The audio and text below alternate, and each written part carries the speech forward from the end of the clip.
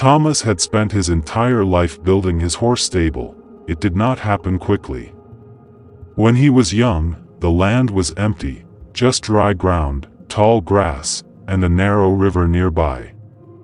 With his own hands, he built the first small shelter for 2 horses. Over the years, as his work paid off, the stable grew. More stalls were added. The roof was strengthened. The fences were replaced with stronger wood. By the time Thomas was older, his stable was the largest in the valley. People passed by often. Some stopped to admire the horses. Some came to buy. Some came just to ask questions. Thomas enjoyed their attention. He liked being known as the man who owned many horses. It made him feel successful. Every morning, Thomas followed the same routine. He woke early, washed his face, and walked into the stable with feed and water. The younger horses reacted immediately. They stamped their feet and made noise, trying to get his attention. Thomas smiled at them. These are the ones that matter, he thought. They bring me work. They bring me money. He brushed them carefully and checked their strength. If a horse showed signs of weakness, Thomas became annoyed. He did not like problems. He liked results.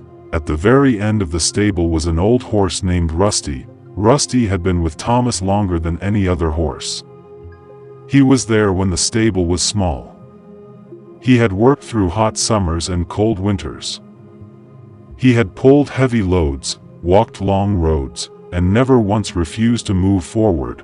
Now, Rusty was slow, his legs were stiff, and his back was curved with age.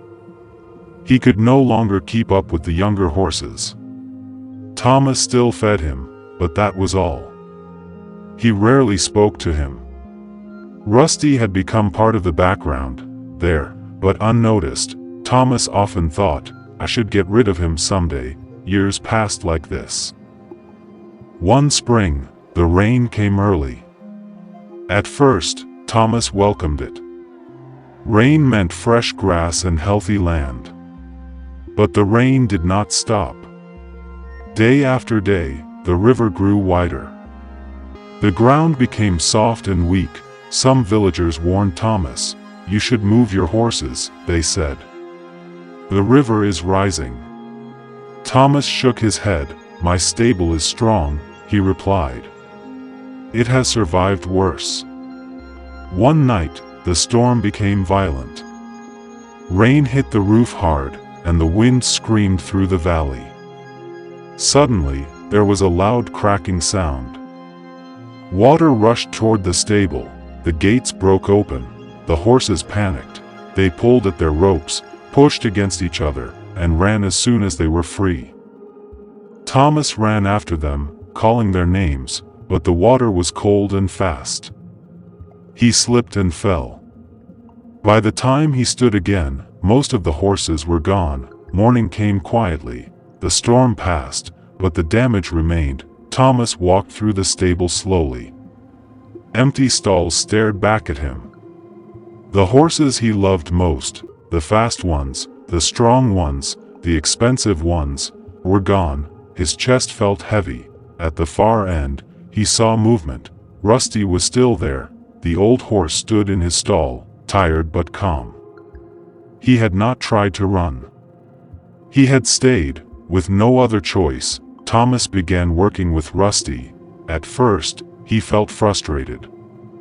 Rusty was slow. The work took longer. But day by day, Thomas noticed something. Rusty never stopped.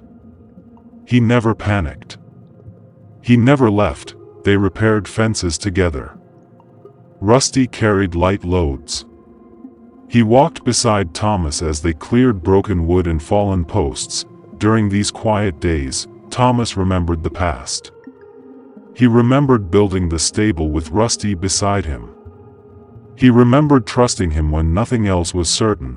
One evening, as the sun set over the valley, Thomas stood quietly next to the old horse. "You were always here," he said softly.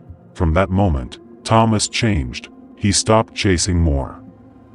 He stopped ignoring what was already his.